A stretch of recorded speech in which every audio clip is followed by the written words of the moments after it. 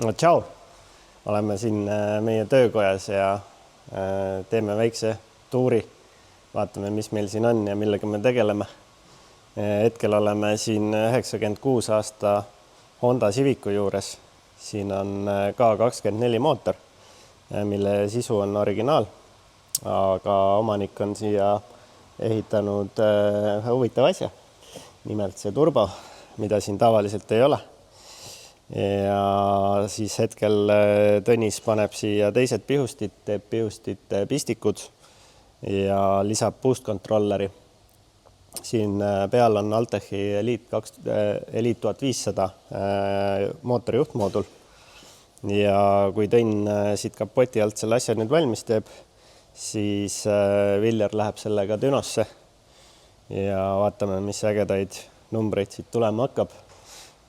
Kuna tegemist on esiveolise autoga, siis eks siit tuleb natukene seda alt otsa piirata ja tegelikult klient soovis ka, et oleks nii-öelda boost by gear, ehk siis esimeste käikudega on lihtsalt turborõhk piiratud ja läbi selle siis on võimalik ehk seda pidamist natukene kontrolli alla saada. Ma arvan, et selle auto kohta suurem info on olemas, järgmine info tuleb juba Dünost. Ja lähme nüüd vaatame, mis meil siin veel on. No nii, istun projekt number 2. See on üks äge pill, ma natuke sain sellega sõita ka. Aga tegelikult ta läks ju Dünosse ja seadistama ja tekkisid väiksed tehnilised probleemid seal, et siin ei ole turba, siin on kompressor. Kompressori rõhk hakkas kukkuma ja lõpuks kadus päris ära. Et nüüd on ta jälle meil töökojas ja hakkame seda probleemi siis lahendama, et kõigepealt otsime selle vea üles, et kuhu see rõhk kadus, et kas on reaalselt kuskil leke või on siis kompressor ise kulunud juba. Et võtame lahti, vaatame, mis me leiame. Ja teine asi siis summuti on vaja jämedamaks teha, et selle jõu jaoks on ta natukene piiratud, et siis Magnus teeb siia ägeda summuti ka külge ja kui kompressori viga ka leitud, siis lähme Dünosse tagasi ja vaatame, mis ilusad numbrid siit tulevad. Oleme projekt 3 juures ja Kaspar soendab teevett. Tegelikult siin on üks Camaro, mis on ka juba mitmendat korda vist meie juures ja päris pikalt. Aga äkki nüüd, kus paneme siia vägevad kütusepumbad ja auto etanooli peale käima, E85, kui täpsem olla, et äkki siis tuleb äge jõud ka ja saab lõpuks selle auto kliendile kätte anda. Et Kaspar ise räägib natuke lähemalt, mis ta siin täna teinud on? Täna siin on hea see, et paak tuleb maha võtta, et saada pumpadele ligi. Siis kui nagu tavaliselt on autodel siis nii-öelda istme all on luugid, siis sellel autol luuk ei ole. Ja tuleb kardaan, summuti, pool raam põhimõtteliselt tagasi, kõik alla lasta, et siis saab kätte. Paak on seal. Kas kui väga tahaks, saaks luugi teha ka? Kusjuures ma vaatasin netis, et osad on teinud, aga see on niisugune jälle, et sa pead lõikama seda plekki ja läheb juba keretöödeks. Põhimõtteliselt küll, jah. Aga mis ma täna tegin, siin on originaal sisu, siin on nagu üks pump ja siis siin nüüd on siis 2 Tetchwergi 200 pumpa, et need toidavad rohkem ja põhimõtteliselt ongi, et panen selle kokku, läheb paagi külge, aga siis tuleb hakata ka uut juhtmestikku tegema, mis hakkavad toitma siis teda 2 pumpa ja uus kütusetrass tuleb ka vedada siis ja õhuregulaator. Väga hea, töö käib, ootame varuosasid. Jah, sest saigi tellitud sult nüüd ju päris palju asju. Sest alguses arvasime ju, et selle vahetame ära ja läheb originaali asjade külge, aga kui sai pakist lahti vahetud, siis sai näha, et see niisama plug and play ei ole. Selliseid asju tuleb ette päris tihti tuuningu osadega, et isegi kui on plug and play, siis päris palju on alati vaja juurde tellida või ümber ehitada, et see asi toimima saaks. Aga päeva lõpuks alati on õnnestunud ja saab ka selle autoga kõik korda, nii et varsti Dünos. No nii, üks auto siin, mida ma pean hakkama seadistama, aga klient tahtis seal väikseid muutusi teha, nagu juba Mallart ilmselt rääkis, et Honda Civic, mida ma kunagi juba seadistasin Altechiga, pani peale turbokiti ja lähen vaatame, kas Tõnn räägib täpselt, mis tema siin muutis, sest et auto tuli siia põhimõtteliselt longates vaikselt, et siis teha siin rauas mõned väiksed muudatused ja peale seda siis ma saan Dünosse minna. Ja vaatame, Tõnn räägib ka midagi või? Hommik, Tõnn! Kui läheb? Auto käima. Allub või? Räägi siis, mis sa tegid taga üldse, mis see kliendi soov oli ennem, kui siin Düno on, et ma saan aru, et turbokiti ta pani peale ise. Jah, Westgate'i juhtimine oli vaja panna ja nüüd siis kalibeerimisime siin mõned andurid ära ja nüüd panime mäpi peale tööle. Ja, sest et ennem oli ta ju töötas üldsegi TPS-i pealt, eks ju, vabalt hingav. Mingisugust salanuppe oli ka vaja või? Oli küll vist mingi boosti juhtimine oli vaja teha? Tavaline boosti juhtimine, jah. Siia kuskil nupu alla. Mis see tegema peaks? Eks ta siis suurem boost ja väiksem boost. Okei. Jah, eriti midagi. Ja muidugi lisaks on see, et on vaja teha ju kõik tabelid vaakumist, ka siis turborõhuala on vaja ära seadistada. Kõik tabelid tuleb pikaks teha.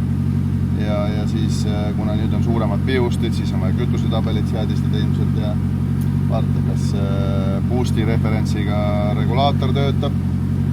Siis loodetavasti jahutusest piisab ja ma pean veel ära märkima see, et tegemist on ikkagi K24 täitsa stopp. Oli 24 või? Mäletagi või? Oli 20 või? Vaata, kirjas pole seal või? On jah?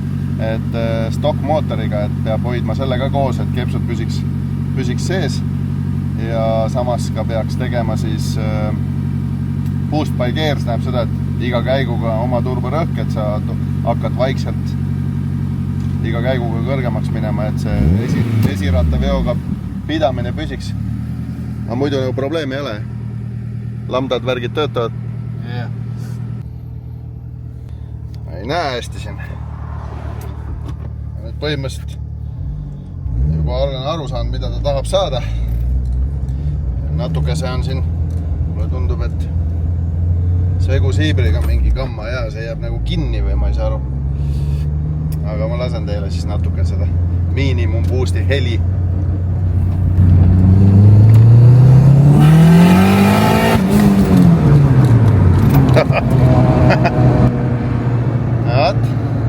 Screamer pipe on põhja all, aga kui sa tahad vähe boosti saada, siis see lihtsalt röögib. Aga ütleme nii, et saab päris nobe pill olema. Aga minu asi oli siis teha ühesõnaga, kui sa teed vabalt hingava selliseks ülelaetud autoks, siis sa pead tegema kõik seaded natukene teistmoodi. Nüüd ta käib map-sensori pealt, nüüd tal on tabelid pikemad ja tähtis on see, et ta püsiks koos, aga siin praegu Tõnis siin pani mul pihustid asjad, aga ma natuke korrigeerisin nende pihustite andmeid. Mulle see segusiiber üldse ei meeldi, et ta on nagu alt otsast nagu takerdub kuhugi. Eks see takerdub see kaabel või on tegemist siin mingisuguse muu asjaga, aga natuke näpin siis, räägin teile ka. Honda päev. No nii, ma nüüd otsin selle Honda vana dünograafiku üles, kui ta oli veel NA, seda vabalt hingav. Ja siis saame hakata sinna peale ehitama siis turboseadet. Aga ma avastasin, et sellel on see screamer pipe seal põhja all on ju. Siis ma pean nüüd hakkama vaatama, et see sinna dünorullide vahele kuskile laagrite peale ei puhuks. Ja sinna on nagu väga raske teha mingisugust torupikendust ja suune, et eks ma siin nüüd hakkan seda jälgima, et see võib päris palju pahandust teha. Üldse nende screamer pipeidega, nende, kus on siis see Westgate'i toru on toodud, ütleme siis väljalaskest väljapoole, on dünostada eriti kehva, sest et esiteks seda heitgaasi on siit raske välja saada. Teiseks see screamer pipe avanedes puhub heitgaasi mingisugusele rullile või siis rulli keskel olevale rihmale või ka laagrile ja see rikub dünopinki ja siis veel omakorda see ka, et siin on see müra nagu ropp siin ees otsas. Aga mis siis ikka?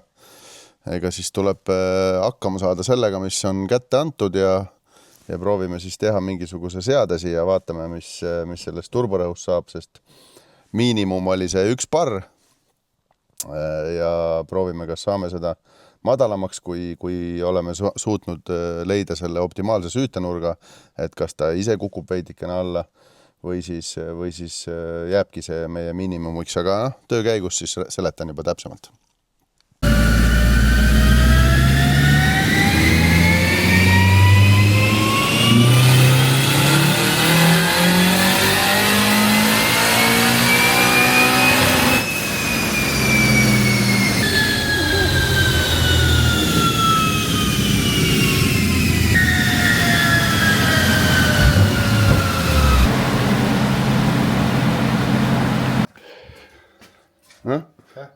Kompressioonid korras?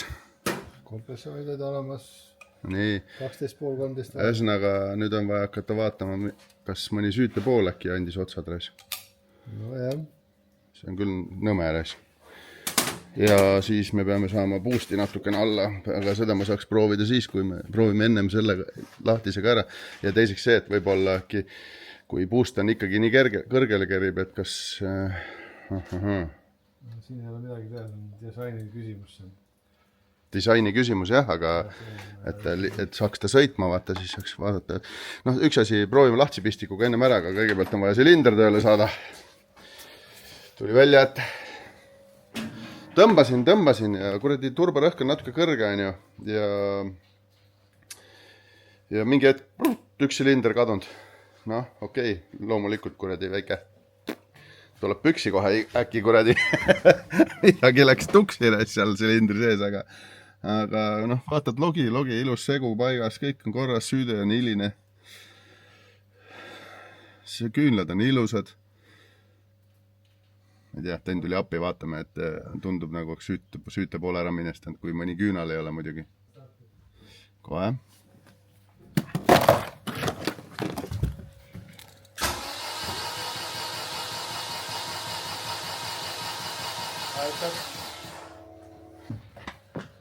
Jah. Jah. Noh, saime kliendilt daily driveri pealt kõik uued süütepoolid, nii et Tõn kontrollib ära, vaatame, kas säde tuleb nüüd. Siis paneme küünlad peale tagasi. Noh, olemas. Kõik 4 olemas. Siis vähemalt hea seegi. Siis hakkame seda boosti testima, et saab selle normaalseks, ütleme nii. Oleks try-by-wire, ma paneks selle natukene koomamale, vaata. Aga ei ole. Nii et peame siin hakkama nipitama, kuidas seda turborõhku saaks. Siin on selgelt on siin väljalaske kolle ja veskeedi väike disaini viga ja väga efektiivne.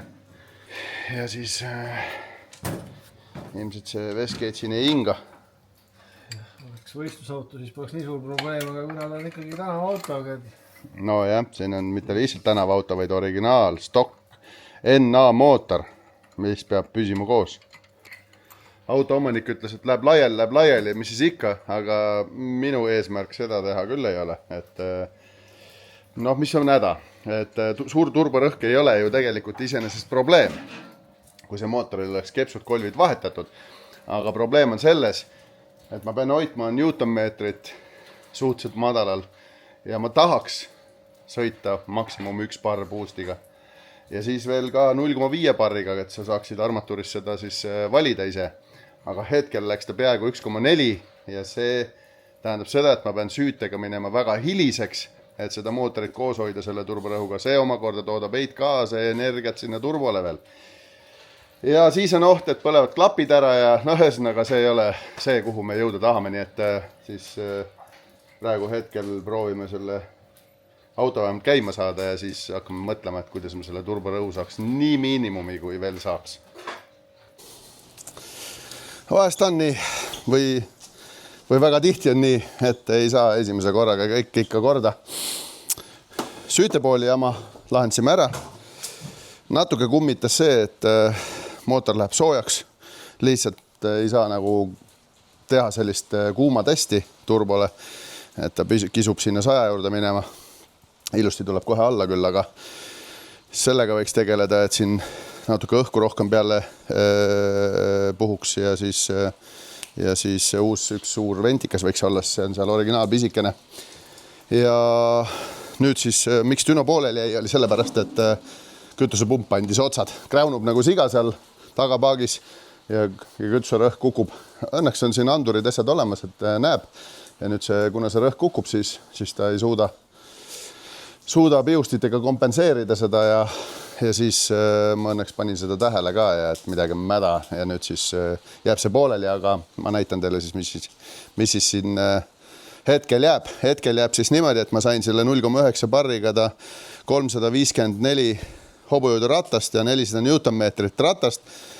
Et proovisin hoida, et see newtonmeeter ei teeks mingit piike ja asju ja alt ei tuleks väga palju.